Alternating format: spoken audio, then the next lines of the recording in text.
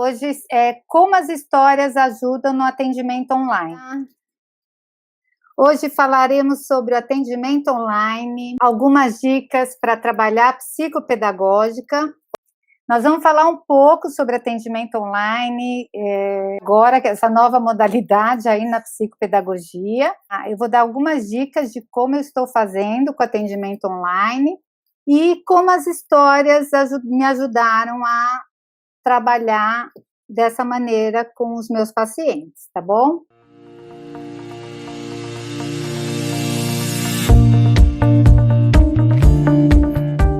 Hoje eu queria saber primeiro quem que já está atendendo online. Coloca aí para mim. Se já atendia, se está atendendo agora, isso mesmo, ó, suporte@metodopaulafurtado.com.br. Sinceramente, fiquei meio insegura. Bacana, então a gente vai conversar sobre essa insegurança, o que ocorreu, porque no começo, gente, vou falar, eu também, até o ano retrasado, eu não gostava do atendimento online, meio complicado com crianças menores. Sim, não é todo mundo que se adapta, e não é tanto por ser menor ou maior, porque eu atendi um toco de 4 anos online e deu certo. Agora, não é para todo mundo, a gente vai perceber quem a gente consegue trabalhar online, quem não dá para ser online, né? Principalmente com os nossos TDAHs, com a parte de hiperatividade. Que bom que você gosta do canal. Deixa eu ver. Oi, Fabiana. Eu estava atendendo ontem online, só que estava um pouco difícil. Gente, às vezes é complicado mesmo, mas é por isso que eu quero aqui dar dicas para vocês. Até o ano retrasado, alguns pacientes meus, eles foram morar fora do Brasil.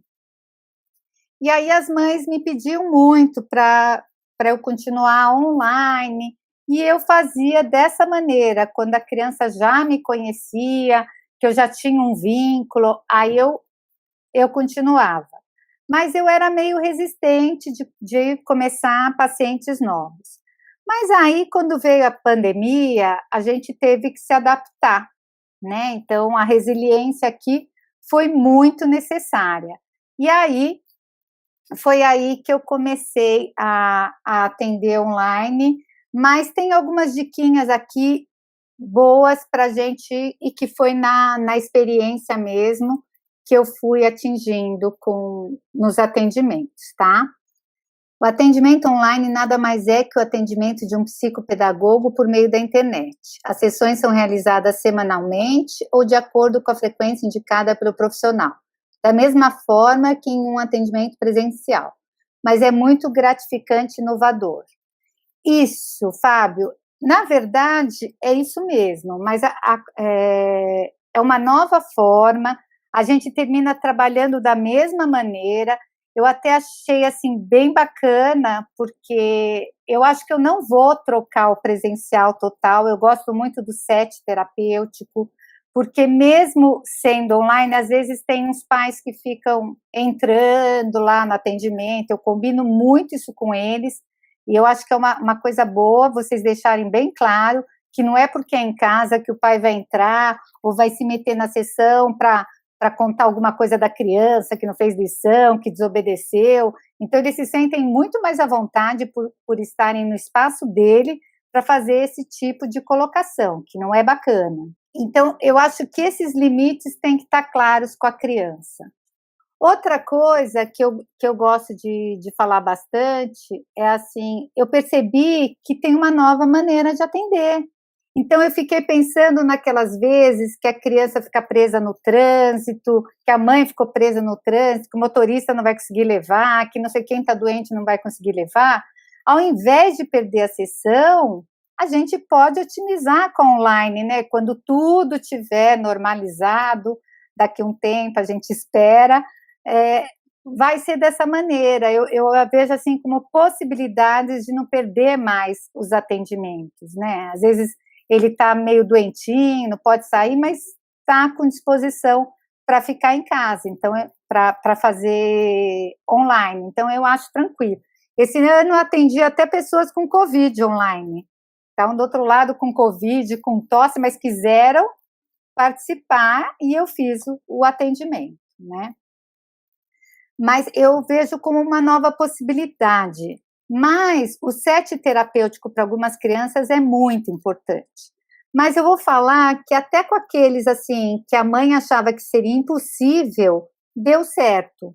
Então é só a gente adaptar. Não dá para a gente achar que a criança vai ficar, uma criança com hiperatividade, vai ficar 50 minutos sentada olhando uma tela. Então o que eu fazia? Eu adaptava algumas atividades, então sei lá, alfabetização, eu fazia a criança se movimentar. Agora você vai me trazer um objeto que começa com tal sílaba. Ou eu escrevia a palavra, ela tinha que ler e procurar na casa a palavra que estava escrito. Eu movimentava o atendimento para ela se sentir atuante, né? E para ela poder gastar um pouco de energia. Mas deu para fazer. Eu me surpreendi até com a qualidade dos atendimentos que saíam, porque eu não achava que ia atingir esse nível. Usei muito aplicativo de computador, eu já falei isso com vocês, né? Alguns aplicativos eu fiquei apaixonada, mas eu já usava no consultório, comecei a usar bastante no online, e também usei muito as histórias.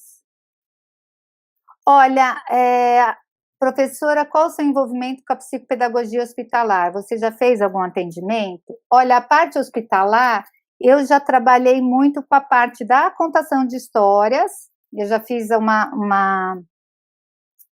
muita supervisão, monitoria com o pessoal do Einstein de contação de histórias, então eu preparava os voluntários, eu fazia todo um treinamento para eles trabalharem com eles, mas mais na parte emocional mesmo, de contar histórias para as pessoas que estão tanto internadas como aqueles que estão, os familiares que estão no suporte. Isso é bem bacana. Mas essa parte não, eu fiz na parte da psicopedagogia, quando eu fazia o estágio, eu trabalhei com algumas instituições que tinham, assim, a criança que fazia hemodiálise, então eu ficava também trabalhando com essas crianças, por conta que elas perdiam muito, né, da escola, da parte escolar, elas ficavam com muita defasagem, porque toda hora elas tinham que se ausentar para fazer hemodiálise. Então isso também já deu muito certo, foi bem bacana, essa parte de trabalhar com as crianças que precisavam fazer hemodiálise. E aí, como é psicopedagogia, é bem bacana, porque a gente trabalha com habilidades. Então, não importa se era uma criança de 5, uma de 9, então, o tipo de dinâmica, o tipo de jogo, dava para trabalhar com todos, tá bom? Foi bem bacana.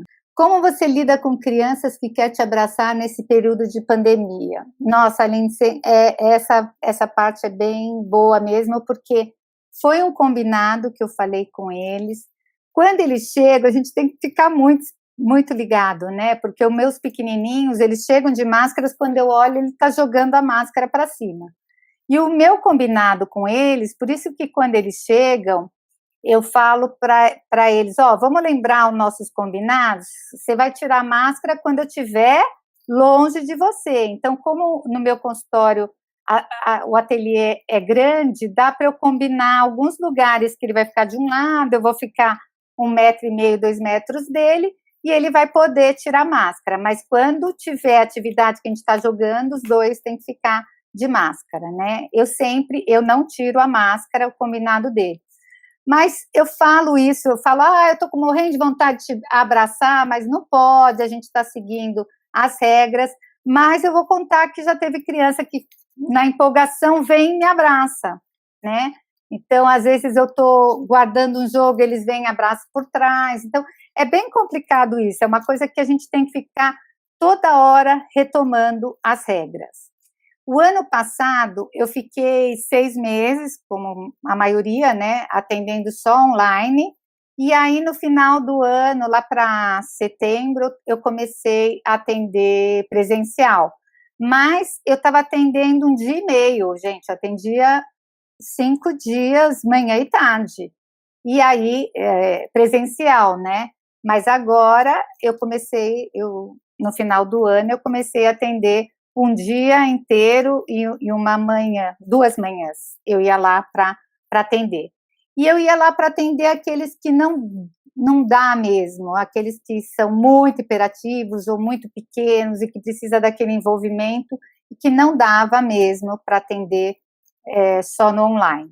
E no final do ano, de tanto eles pedirem para as mães deixaram a gente fazer um fechamento também presencial, com todos os cuidados. Aí eu colocava lá eles colocavam o porta lá sapatinho, passavam álcool gel quando entravam, e os combinados de ficar longe, se quiserem tirar a máscara, tá? Porque os muito pequenininhos, eles nem aguentam muito tempo com a máscara. Quais testes você usa sem ser o teste projetivo? A EOCA e a hora do jogo? As atividades?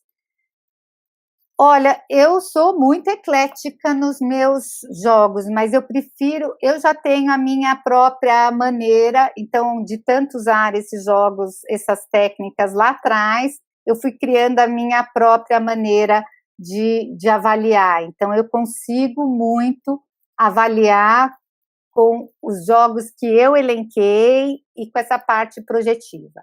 Essa parte projetiva, gente, é para um início, para eu perceber como está o emocional dele em relação à família, à escola. Então, quem olhou lá no meu canal do YouTube, eu pus essa parte dos testes projetivos que eu faço. Mas toda sessão, quem me conhece, quem acompanha minhas lives, quem acompanha as minhas aulas, sabe que toda sessão eu faço alguma dinâmica de autoconhecimento com as histórias, sensibilização com as histórias, com autoconhecimento. Porque não adianta a gente diagnosticar e deixar ali. A gente sabe o que está acontecendo, mas depois nunca mais mexe. Então, eu não sou a favor só de usar os testes. Eu acho que os testes, eles ajudam muito, principalmente no início da carreira, eles dão aquela segurança, aquele suporte. Então, eu não sou contra os testes, mas eu já tenho a minha forma de avaliar e já sei avaliar com diferentes tipos de jogos, dinâmicas, então eu não preciso seguir aquele padrão do teste. Você tem um curso de psicopedagogia para indicar para quem quer fazer atendimento em consultório? Aqui já falou que tem o método Paula Furtado, yes. Não, o método Paula Furtado, eu estou colocando para vocês, é a parte de utilizar as histórias, tanto para a parte terapêutica como a pedagógica. Você está falando de um curso para ser um psicopedagogo mesmo, Ivânia? Me esclarece o que você gostaria. É uma instituição sem fins lucrativos que desde 2003 desenvolve intenso trabalho de contação de histórias em hospitais. Associação Griotes, os contadores de histórias. Não ouvi falar nessa associação. Eu conheço várias, eu já orientei várias, aliás, a minha parte de voluntariado é orientar essas instituições, já que eu não tenho tempo hábil de sempre contar histórias e fazer o dia a dia, eu sempre me ofereço como voluntariado essa parte de treinar as pessoas que vão contar a história, qual história contar, na hora certa, como escolher a história certa, né, os motivos, o que cada história trabalha. Então, é bem bacana esse trabalho de contação de histórias. Eu já fiz com vários hospitais que me pediram, eu já fiz essa orientação. Bom, gente, vamos colocando aqui, quem que já está atendendo online, me conta, quais são as suas dificuldades? Eu separei aqui algumas coisas que me mandaram, que querem saber, né? Então, eu já falei essa parte que antes eu tinha um preconceito, ou até por nunca ter feito, né? Essa coisa do set terapêutico eu acho importantíssimo. Tanto é que essa semana me perguntaram de atender em casa, o que eu acho de atender na própria casa do psicopedagogo ou ir na casa do paciente para atender. E eu acho que o melhor lugar é ter um set terapêutico. Mas quando não tem como, é preferível você atender online ou ela ficar sem atendimento? atender online, né? Ele não pode ficar sem aquele atendimento, principalmente num tempo de pandemia, né, que ele já está perdendo um monte de coisa, está perdendo o professor, o contato direto com o professor, com os amigos, está perdendo as saídas, né, as brincadeiras. Então, tem que ter aquele momento, pelo menos não perde a psicopedagoga, que ele tem um super link e que também dá para fazer um trabalho. Porque, na verdade, principalmente as crianças com TDAH, com TOD, com dislexia, além de ter que ter um esforço muito maior para ter essa atenção concentrada no computador, né, essa coisa despende muito mais energia para eles conseguirem focar mais tempo, o tempo inteiro da aula online. Então, eles têm que ter aquela válvula de escape, aquela orientação de estudos que teve que mudar para essa parte do ensino online. Então, tivemos muito trabalho aí pela frente. A associação, até para falar sobre a Associação Brasileira de Psicopedagogia, ela sempre privilegia e acreditava e só falava nessa coisa do SET terapêutico, do atendimento presencial. Mas eles também viram que em situação de crise a gente tem que adaptar, nós temos que ter resiliência, a capacidade de se adaptar à situação que está se apresentando. Medicalização infantil na vida escolar, qual seria a sua posição? Olha, eu vou falar uma coisa, eu acho que a medicina está aí para nos ajudar. E eu acredito muito, pelo menos os neuros que eu trabalho junto, eu confio muito no bom senso deles. Eu nunca vi alguém sair medicando assim, das pessoas que eu confio, que eu trabalho, saindo medicando à toa. Eu já vi verdadeiros milagres com a medicação, gente, porque como é uma coisa que é para funcionar na hora, é lógico que às vezes até adequar a dosagem, e a gente tem que ter um contato muito direto com o neurologista ou com o psiquiatra que está lidando com essa criança. Mas eu já vi criança de uma sessão para outra, parecia que era outra criança, era uma coisa absurda. A mãe não me avisou que ele tinha começado a Ritalina na época, e aí ele era uma criança numa semana, e quando ele voltou na outra semana, ele era outro. Eu abri a porta, eu olhei para a mãe e falei, o que aconteceu da semana passada para hoje? Era assim, aquela atenção concentrada, era uma coisa tão diferente que ele mesmo, aí ele riu e falou assim, nossa, agora eu sei o que é prestar atenção, né? Então a mãe quis me testar se eu ia perceber alguma coisa ou não, mas aquele foi gritante. Como eu já vi alguns casos que você não percebe mudança, ou às vezes alguns casos que dão um efeito colateral, a criança fica depressiva, ou perde a fome. Então, a gente tem que ficar atento a tudo, até acertar a medicação. Mas eu sou muito a favor de usar a medicina a nosso favor. Principalmente quando está no, sei lá, ensino fundamental 2, ensino médio, que a criança teve aquela vida inteira de insucesso, e aí chega lá, sabe, a coisa para você começar, e não a medicação, em alguns casos, ele vai ter que tomar muitos anos, dependendo da escola. Às vezes eu falo para a mãe, né, eu não quero dar medicação, porque quem indica é o neuro, mas ela vem pedir minha opinião. Aí ela fala, eu não quero dar medicação. Aí eu falo, se o neuro está achando que está precisando, e ele está precisando de uma atenção concentrada maior, você vai ter que adaptar ou o seu filho à escola, ou a escola ao seu filho. Então, se ele não está aguentando o ritmo dessa escola, vamos tentar mudar de escola, alguma escola que tenha uma outra ritmo, dinâmica, para ele não precisar da medicação, tá bom?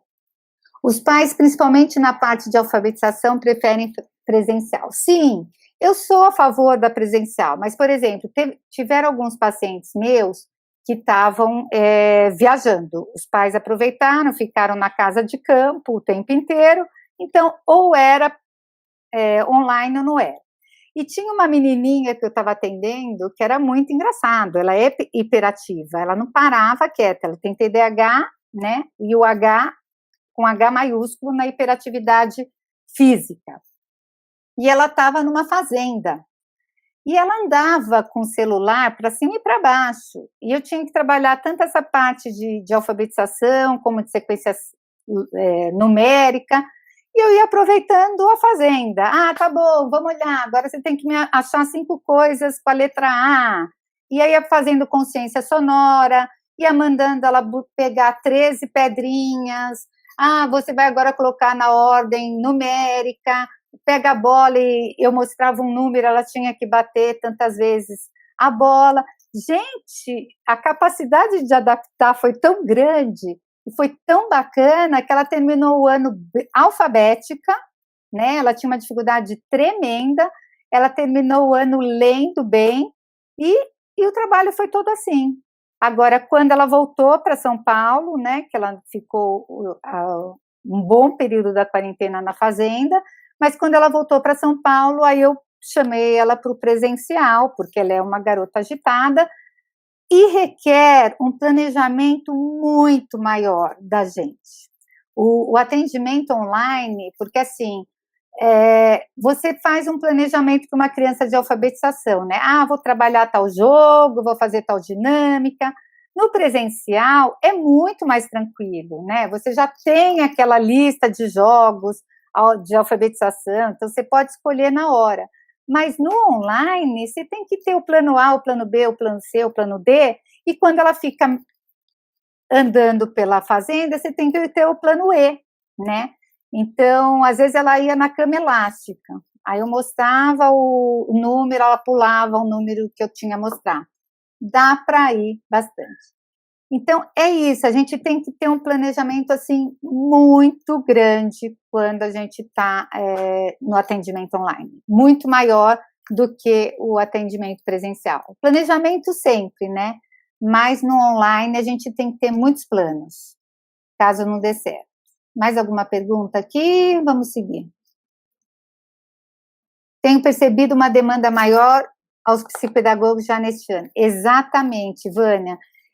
Foi uma coisa bem... Por quê? Porque os pais se viram, de repente, tendo que ensinar, tendo que fazer o papel do professor, principalmente nas séries iniciais, que tem o professor polivalente, que ele vai dando conta, né? A criança não deu conta de terminar, ele vai lá e termina. Mas em casa, os pais têm que trabalhar, têm que olhar a aula, então ficou muito mais complicado, né? Então teve essa demanda, principalmente para orientação de estudos.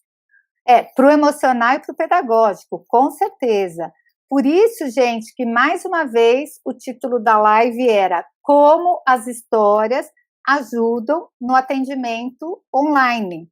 Porque as histórias, já no início do atendimento, elas já dão aquela, sabe, aquela acalmada, aquela equilibrada, no momento de quarentena, agora vamos voltar para a fase vermelha, então novas inseguranças, vai começar a mudar horários de novo.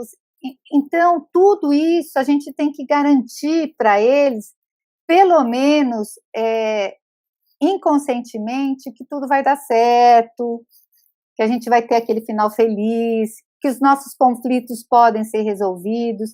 Então, essa parte das histórias é fantástica. A gente conta no início, né, uma história, faz uma dinâmica, e aí a gente parte para a parte da psicopedagogia das habilidades cognitivas. O que eu tenho feito muito com eles, eu coloco, às vezes, principalmente quando ele precisa trabalhar essa parte da leitura, da interpretação, eu já mando para eles a história antes, para o e-mail, a mãe já abre lá no iPad deles. Agora eles lidam muito bem com essas ferramentas, né? Então, às vezes, eu já mando para o próprio e-mail dele, ele já abre na hora da sessão, eu já peço para acompanhar, então é bem bacana. E eu utilizo muito também os aplicativos. As histórias me salvaram no online, e salva mesmo. E, principalmente com esses agitados, gente, olha, eu vou falar que só uma que tem TOD, que eu atendo, para quem não sabe, é o transtorno opositor, desafiante, e essa daí, ela não aguenta, ela falou para mim, Paula, eu não aguento mais ficar olhando para a tela, eu não aguento mais na escola, então eu não quero, enquanto você não voltar presencial eu não quero, e eu respeitei. Ela tem 9 anos, não deu, não ia dar certo, ela nem quis tentar, né? E aí, no final do ano, eu já comecei a atendê-la presencial, aí ela voltou, foi bem bacana, tá? E o trabalho com os adolescentes, eles aceitam bem também as histórias? Super, Marcela, muito. É bem bacana, porque com os adolescentes, eles já sabem o porquê, né? Quando você termina a história, eu falo, por que você acha que eu te contei essa história? E aí ele já começa a dar o gancho, ou às vezes eu falo, eu vou contar uma história, e quando terminar, você já vai fazer uma, uma dinâmica, né, uma atividade, já falo o que vai fazer, eu coloco às vezes uma musiquinha, ele vai fazer um símbolo para aquela história, ou a parte que mais incomodou na história, eu sempre dou uma comanda, então é muito bacana que eles percebem, né, então essa parte assim, principalmente você escolher uma história mais elaborada, né, com os adolescentes eu não vou pegar uma Cinderela com fada madrinha, mas eu posso pegar uma Cinderela que seja perto do original, que corta o pé, que já tem todo o envolvimento e que tem a parte de chorar lá no túmulo da mãe, de ter aquele momento de solitude, receber a resposta. Quando eu explico os símbolos, os adolescentes amam essa coisa do símbolo, sabe? Quando você explica por que apareceu isso, por que não apareceu, então eu vou bem pela parte junguiana da história mesmo, de falar qual parte te chamou a atenção, por que representa essa história no símbolo. Quando a gente vai descobrir, eu vou comentar o que aquele símbolo significa, eles amam, porque eles acham assim coisa do outro mundo, parece que é coisa de magia, né? Ai, nossa, como é que pode dar tão certo, tal? Então, eles entram muito no trabalho das histórias. Eu utilizo alguns contos mais elaborados, né? Então, eu uso bastante, assim, aqueles que eu falo sempre para vocês, novas histórias antigas, o meu livro Histórias Curando Histórias, que eu fui criando para os adolescentes também, mas mesmo quando a gente usa a história mais infantil, eles sabem, eu explico o poder e a simbologia das histórias, então eles entram, eles sabem que eles se sentem bem com isso, mas eles amam quando eu termino e que eu pergunto, o que te chamou a atenção nessa história, tal, e eu começo a explicar o porquê, né, quais os símbolos que aquela história, o que ela trabalha. Então, é bem bacana. Eu uso com adulto, com adolescente e com a criança, tá? É só a gente perceber, Marcelo, você já participou do grupo das lobas, né? E o que as histórias faziam com você? O que as histórias fizeram comigo? Eu sei o que eu senti o que eu sinto quando eu escuto uma história, então é muito mais tranquilo a gente saber o que causa, né, na pessoa. Coloquei também as crianças para contar as histórias dos livros que tem em casa. Bacana, André. Nossa, os livros, assim, as histórias foram fantásticas, porque a gente estava trabalhando os dois lados, né? A gente estava trabalhando essa parte terapêutica e a parte pedagógica. Você atende alunos com autismo leve? Sim, atendo com autismo leve e autismo pesado, Ana. Já tive dos dois. Eu estou participando de um grupo de lobas. É fantástico. É só a gente perceber essa parte da história das lobas. Aí eu vou fazer uma live só de lobas para vocês. Que eu faço muitos módulos de loba, né? Que eu dou esse curso faz tempo. E quando eu comecei com as lobas, eu fiz um curso com uma especialista na Clarice Píncula Stess. Eu fiz 3 anos e meio com ela. Então, a gente dissecou cada símbolo do livro. Então, é fantástico, né? Somente porque a gente vê o quanto trabalha dos arquétipos da mulher, do arquétipo mãe, filha, e quantos insights e quantas, né, coisas a gente consegue transformar e o que a gente consegue mobilizar nas pessoas. Então, é muito bacana mesmo. O autismo leve, Ana, tem alguns que nem vieram para mim com diagnóstico de autismo, mas eu fui percebendo e ele conseguiu ser alfabetizado, tudo, mas eu terminei mandando para o neuro e aí terminou tendo o diagnóstico. Mas até os autismos muito assim severos dá para trabalhar psicopedagogicamente. A gente tem que ter um planejamento, um foco, né, do que eu quero alcançar, mas dá para trabalhar bem, né, estudando e sabendo todas as potencialidades e as limitações em algumas situações, né, dá para trabalhar super bem em consultório. Perguntando se eu uso a teoria ABA. Não, eu trabalho com pessoas ligadas à ABA, mas eu faço um trabalho psicopedagógico paralelo com ele. Olha, outra coisa importante, quando a gente vai fazer o atendimento online, a gente tem que falar bastante para os pais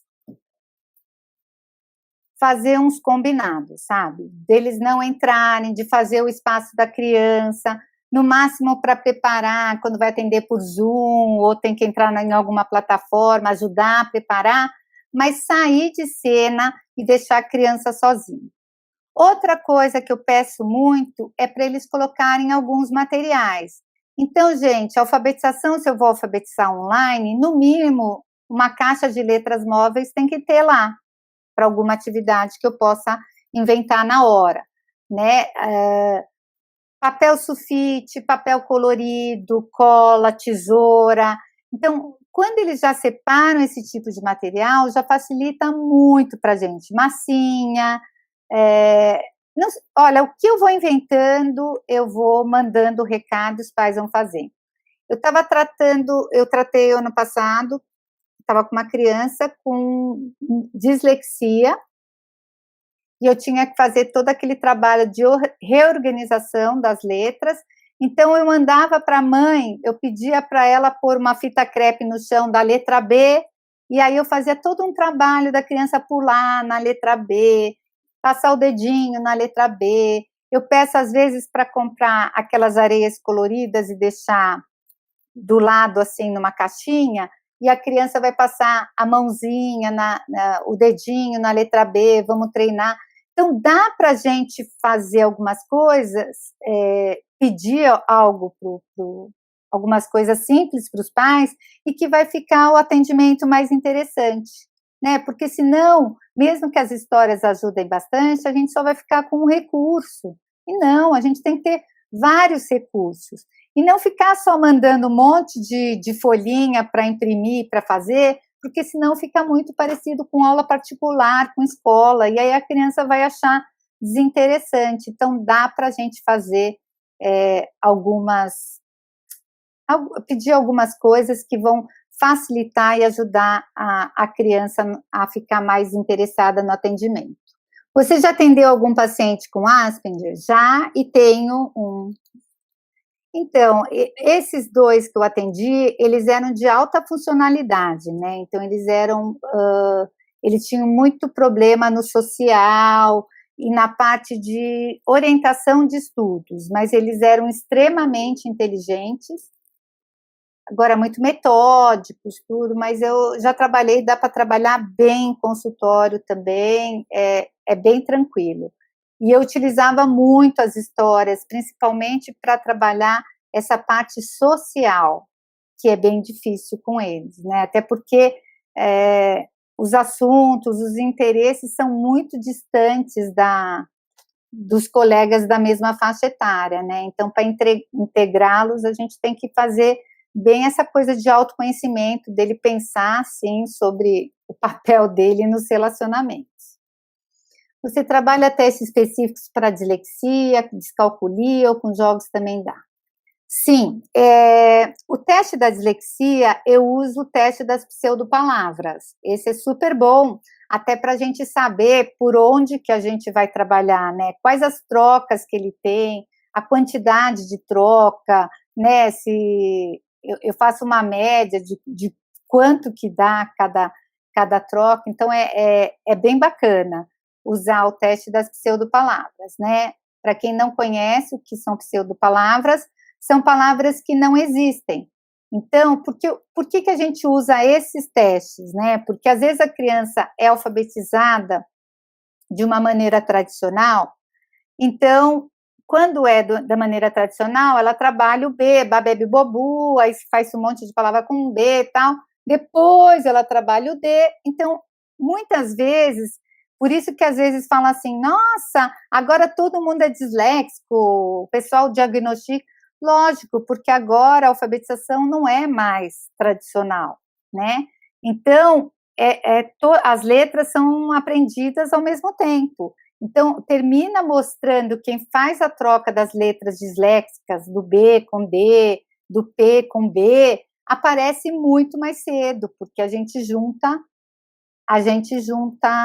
todos ao mesmo tempo. Então, dá para a gente perceber as trocas disléxicas com mais facilidade. Não, esse teste não é da minha autoria, esse teste de pseudopalavras já existe, tá? Se você pegar, coloca lá na internet ou busca em algum livro de dislexia, tem. Eles são palavras que são com as letras que eles mais trocam, o disléxico. Então, por exemplo, está escrito lá, do BOP. A criança que recebe a imagem invertida, o disléxico, ele vai ler bu, bo, bi, que, por exemplo. Ele vai ler exatamente como ele recebe a imagem. Se ele estiver lendo uma frase lá, a menina jogou o babo, aí ele sabe que babo não existe, então ele vai fazer a troca do B pelo D e vai ler dado. Só que o que acontece toda vez que ele tem que ficar reorganizando isso? O ritmo da criança fica muito lento e ele termina não interpretando aquilo que leu, de tão lento que fica a leitura dele. E aí, quando a gente faz esse teste, ele não tem esse recurso, porque a palavra não existe. Então, se ele leu, era bu e ele leu du, às vezes está escrito los, ele lê de trás para frente, ele lê sol no teste. Está escrito las, ele lê sal. Então, você vê a complicação que é como ele recebe essas imagens. Então, esse teste é muito bacana, dá para fazer online também, às vezes eu mando e eles vão falando e eu vou escrevendo exatamente como ele está lendo. E aí, por que esse teste é importante? Para a gente saber quais são as letras que ele mais troca, porque às vezes na anamnese eu pergunto para os pais, ele tem trocas de letra na leitura? Não, não troca nada. Primeira vez que eu vou escutar a criança ler, eu já percebo 10.000 letras, porque para o leigo, ele não percebe, porque a criança vai trocando. Eles trocam muito o A e o E de imprensa, né? Então, ele trocou a palavra, os pais não estão achando que aquilo é uma troca de distração, eles não estão achando que ele recebe a imagem invertida. Então, a gente ajuda bastante quais são as letras que a gente vai priorizar na reorganização das trocas disléxicas. Por isso que eu falo, às vezes a gente compra aquela cartilha da Associação Brasileira de Dislexia, todo aquele material, mas você não precisa trabalhar todos, porque quando você organiza a letra B, automaticamente você termina reorganizando o D, porque se ele sabe que toda vez que ele recebeu D, na verdade é B, então já fica a trabalhar. E eu trabalhei com esse menino de dislexia, deu para fazer um trabalho muito bacana. Eu fiz como eu faço no consultório. A mãe colocou uma caixinha. Aliás, ele já tinha feito no consultório. Eu sempre faço com eles, para quem tem muito problema de coordenação motora fina, ou as trocas da dislexia, eu faço no consultório, eu faço uma caixinha que ele enfeita de madeira, que ele enfeita do jeito que ele quer, pintando, com pirógrafo, do jeito que ele achar melhor. E aí eu dou para ele um saco de areia, ele leva para casa, e aí ele põe areia dentro da caixinha, e toda vez que eu vou fazer algum treino online com ele, ele já põe o dedinho lá e vai fazendo junto comigo. E aí, depois que ele faz esse treino junto comigo, eu posso mandar para ele fazer em casa o treino da leitura, porque quando a gente vai reorganizar, a gente trabalha uma letra de cada vez. Ele vai ler lá só a palavra com B, bala, bola, bela, bolo, lobo. Então, ele vai fazendo toda aquela sequência para ele reorganizar. Na verdade, não tem cura a dislexia, mas eu posso fazer um trabalho de sistematização com ele, que toda vez que ele receber a letra B, na verdade, é a letra D, tá? Então, é muito bacana. Eu sempre falo para os pais, para os professores, que é como, sabe aqueles textos que a gente recebe na internet, que as letras são todas bagunçadas, às vezes só a primeira e a última estão na ordem, ou mistura letra e número e a gente consegue ler? É porque o nosso cérebro é assim. Quando ele reorganiza, a gente não faz aquela leitura silabadamente, né? A gente vai lendo como um todo. A gente não vai decifrando letra por letra e fazendo aquela decifrar a palavra letra por letra, mas a gente faz uma leitura mais global, tá bom? Então é isso, dá para trabalhar tudo online, gente. Eu descobri esse ano, foi uma descoberta fantástica. Eu acho que o espaço terapêutico ainda é paixão minha e dos pacientes, eles ficam perguntando quando que a gente vai voltar presencial, mas eu aos poucos estou voltando. O teste de papel de carta pode dar também nas primeiras sessões? Olha, teste projetivo, Renata, nunca na primeira sessão, tá? Então, na primeira sessão é aquela coisa do vínculo, né, de construir, de fazer contrato, de combinar o que vai ser feito. Aí, depois, pode usar o papel de carta ou qualquer outro que você queira utilizar como teste projetivo. A descalculia, Andréa, dá para a gente perceber no dia a dia, sabe? É uma coisa assim muito fora que você vai começar a perceber com a sua prática, não aplicando uma testagem mesmo. Porque, na verdade, o psicopedagogo ele não pode chegar e falar assim, ó, é disléxico. Eu coloco no meu relatório, apresenta as trocas disléxicas, barará, barará, barará. Eu ponho todas, mas eu não posso dar porque é o neuro que faz isso. Ele tem que passar, às vezes, por uma neuropsicóloga, e aí, junto com, né, o teste do neurologista, eles vão dar o número do CID, se tem dislexia, se tem TDAH, se não tem. Mas o que a gente pode diagnosticar é que tipo de trocas disléxicas, como que é a parte de lógica, matemática.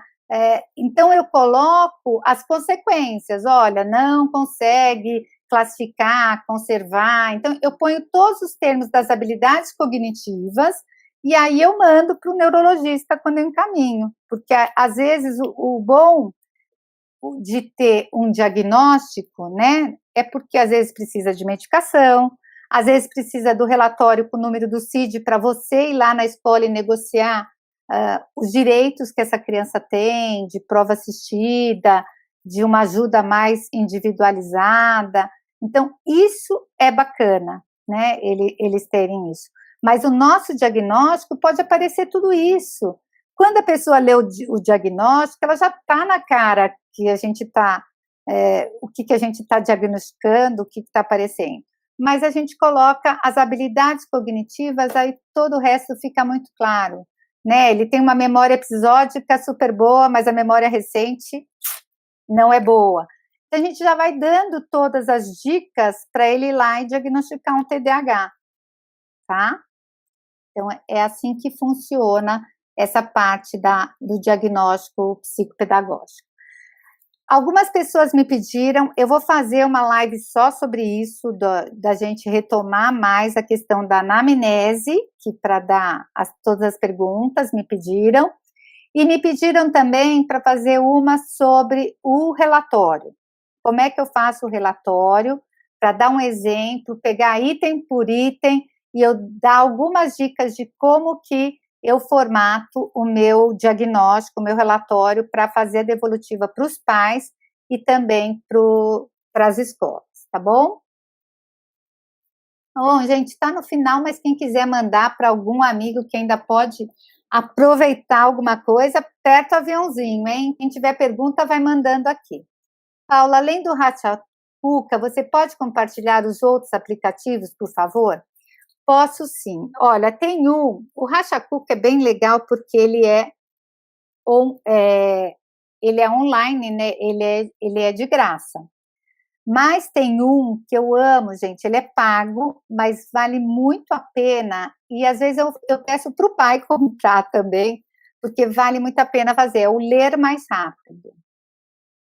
Esse é fantástico, também tem milhares de jogos, é todo da parte de leitura, de interpretação, dá para trabalhar muito as trocas da dislexia, outras trocas ortográficas, mas dá para trabalhar bastante.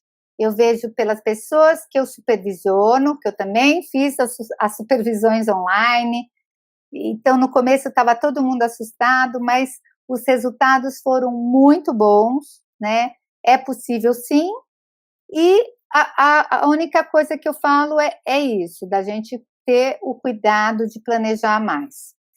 Tá, os testes de QI que a gente faz de graça na internet são fakes. Fiz para mim mesma e não gostei.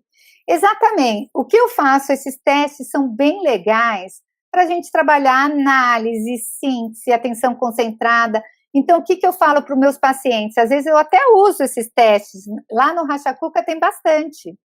E são testes que a pessoa vai melhorando. Eu falo, gente, eu não vou fazer como teste de inteligência, não vai ter horário para acabar, não vai ter nada disso, mas a gente vai trabalhar até para ele saber me explicar a resposta. Eu uso muito esses testes de inteligência para isso. Os meus adolescentes eu uso demais, porque muitas vezes eles não conseguem elaborar direito a resposta para colocar no papel. Então, o que eu faço? Ele descobre a resposta no teste de inteligência e ele tem que me explicar detalhadamente como é que ele chegou naquela resposta. Às vezes escrevendo, às vezes no oral. Então, dá para trabalhar com esses testes de inteligência nesse sentido, descobrir qual é a regra e saem coisas incríveis, tá? Aplicativo de jogos, Marcela chama Racha Cuca, rachacuca.com.br. É fantástico. Eu vou fazer uma live com vocês só mostrando no Racha Cuca qual parte eu uso para que situação.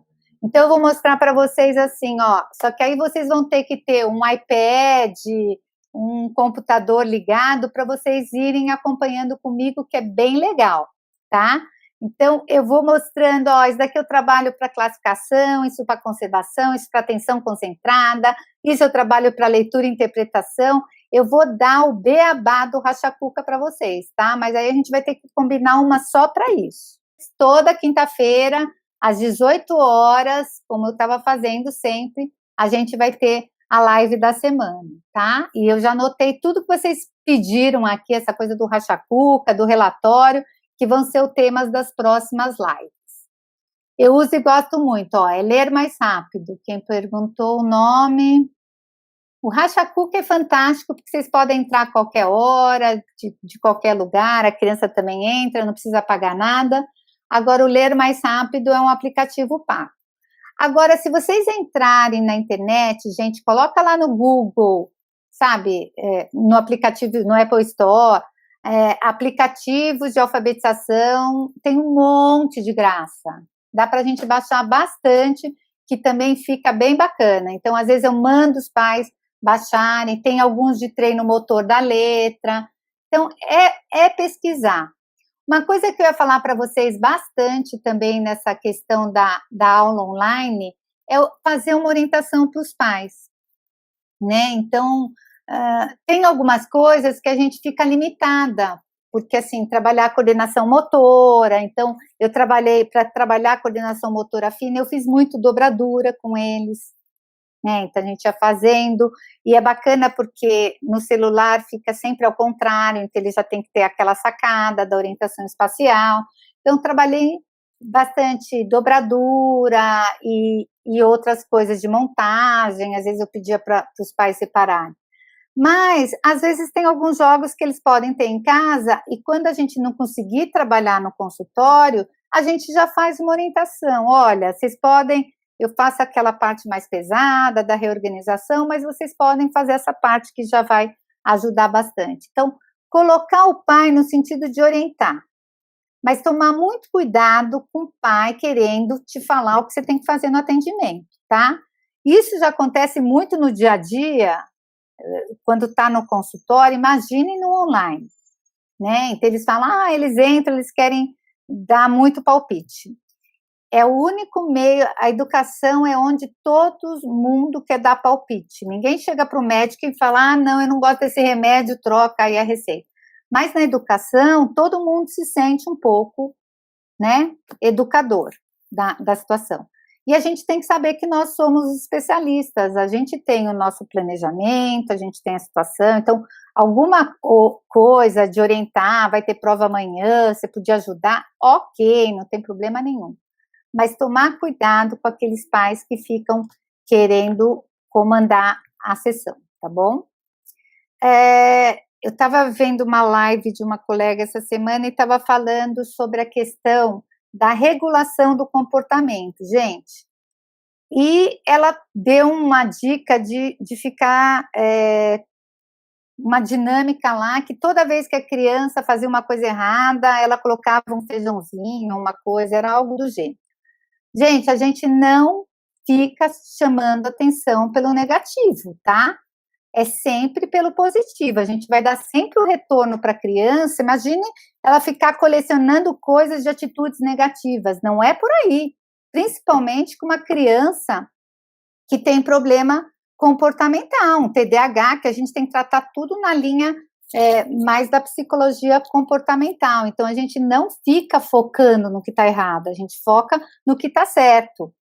Hoje você conseguiu ficar mais tempo sentado, é aí que a gente vai focar, e muito menos, dependendo do número de vezes que eu chamei a atenção dos feijõezinhos que separou, eu vou dar um castigo X, que é a mãe que vai dar o castigo, não faz sentido. Então, na verdade, a gente não combina a troca com a criança. O que eu queria combinar com vocês é fazer o contrato com a criança.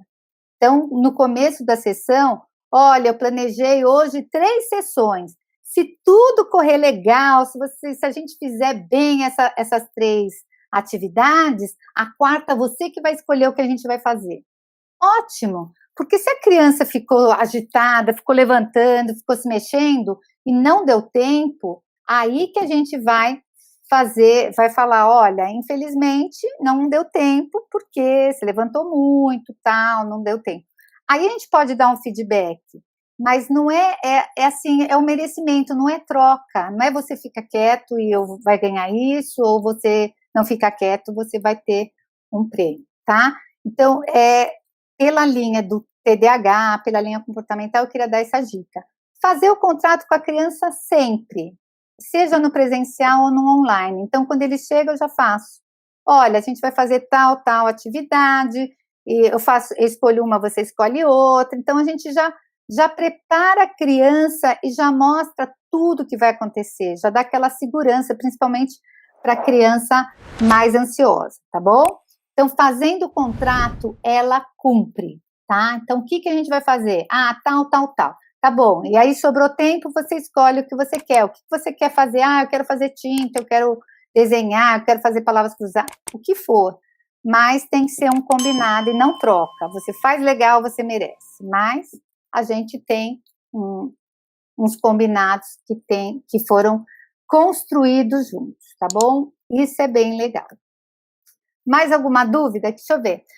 Utilizar jogos sem o tabuleiro. Gente, eu estou fazendo muito isso, principalmente com meus jogos desafios, como eles já foram feitos, eles eram separadamente as atividades, depois que eu juntei e fiz um jogo de tabuleiro, dá para a gente fazer jogos de tabuleiro, alguns eu posso dar, sei lá, jogo da charada, o jogo do desafio, o jogo de olho na ortografia, então tem um monte que eu uso as cartelas, mas eu adaptei. Ao invés de você procurar no tabuleiro, você vai escrever a resposta.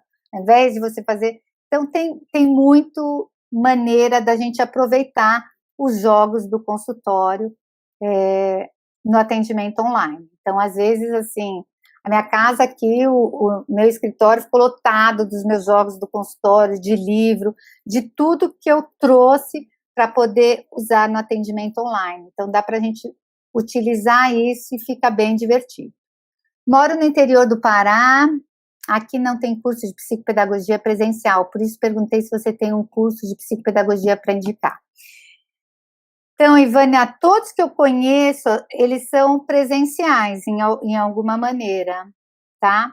Mas já tem alguns online, sim. Se eu não me engano, a Unip tem, e tem mais um. Eu vou procurar saber e eu te mando, tá bom? E aí eu indico. Mas tem uns aqui, por exemplo, aqui em São Paulo, todos que eu conhecia que eram presenciais, eles estavam fazendo online. Mas vai ter uma hora que tenha o estágio, que tem algumas atividades práticas que foram jogadas do ano passado, isso eu estou falando das pessoas que eu supervisor. Então, foram jogadas para esse ano, para fazer no presencial. Tá, o outro aplicativo é Ler Mais Rápido, a Ana já respondeu aqui. Perfeito, estou louca pela live do relatório, que bom.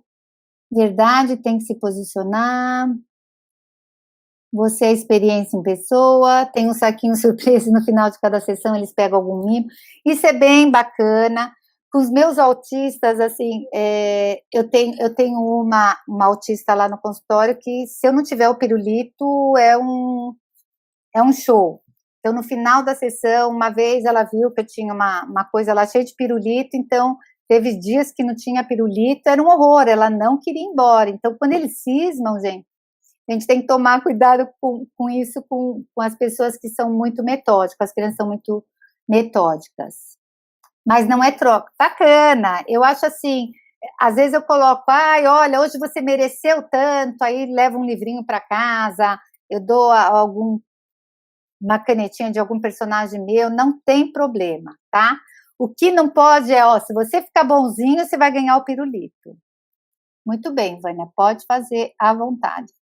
E quando eles não querem fazer a atividade que você planejou? Então, por isso que a gente tem que ter o plano B. Mas eu sempre, é difícil, eles podem não gostar muito, mas eles terminam fazendo. A não ser os TOD, né? Os TOD são mais difíceis, porque mesmo querendo aquela atividade, está na cara dele que ele está louco para fazer aquela atividade, mas ele olha e fala, ai, que chato isso.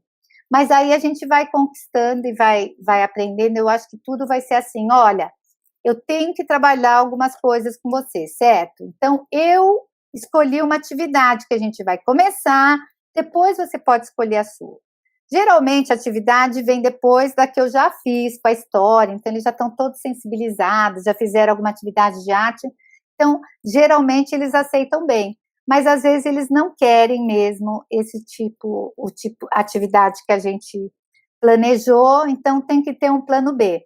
Mas eu tento sempre naquela negociação de faz uma que eu escolhi, eu faço uma que você escolheu. Dá certo. Moro em Gravatá, Pernambuco, que bacana. Adoro, gente, vocês colocarem da onde vocês são.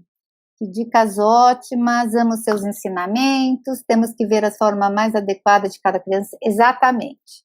Paula, que bom ter encontrado nas redes sociais. Ai, que bom, Francisca, eu também fico feliz que vocês tenham me encontrado aqui. Aqui, a Cris está dando bastante dica de jogo de alfabetização, jogo BIM e ABC, se eu conheço.